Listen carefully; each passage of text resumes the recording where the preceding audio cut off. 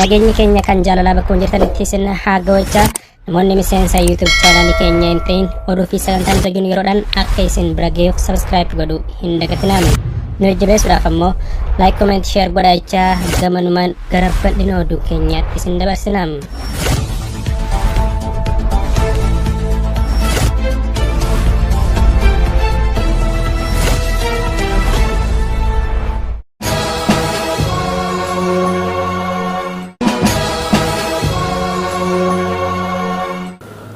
Akkam jirtan kabajamtoota daawwattoota Oromiyaa Miidiyaa Neetwoork oduu Ammee amman dhaqqabe qabna. Oduu gaddaa. Godina Shawaa Bahaa Aanaa Fantaalletti waraanni Bilxiginnaa abbaa gadaa yookaan abbaa bokkuu Kadiir Hawaas qoloo dabalatee namoota 22 ajjeesuu maddeen Oromiyaa Miidiyaa Neetwoorkitti himan. Tuuta michillee wayitii ammaa baallii harkaa qabu dabalatee hawaasa Oromoo Karrayyuu keessaa namoota waraana Bilxiginnaatiin ajjeefaman kanneen maqaan isaanii dhaqqabe.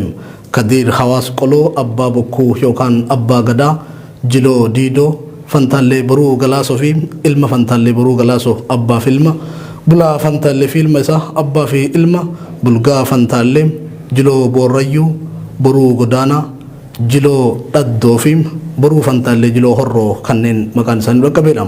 Namoonni ajjeefaman kunneen warreen sirna gadaa tuuta michillee yookaan dilboo bookaa jedhamuun waamamu keessaa warreen hoggansa gadarra jiranidha. Kanneen maqaan isaanii dhagahamin hedduu tahuu odeeffannoo nu dhaqqabe ni mirkaneessa. Hangoteessi kun nu dhaqqabetti namoonni 22 waraana Bilxiginnaatiin ajjeefamanii jiru.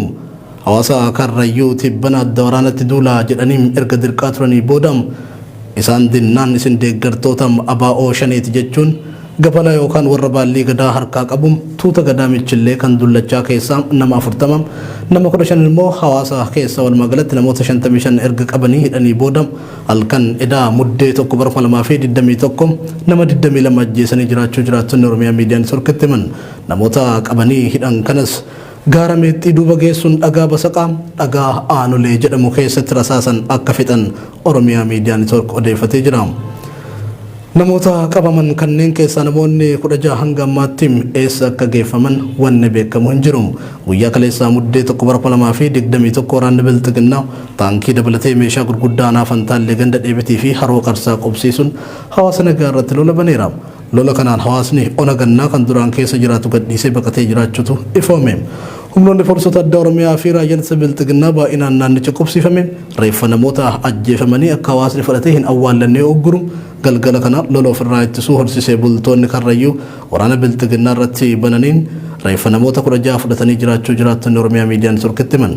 Ammas lolli cimeetti dhufee waan jiruuf sabni Oromoo bal'aan dirmannaa akka nuuf taasisu jechuun hawaasni Karrayyuu iyyachuu irratti argamu.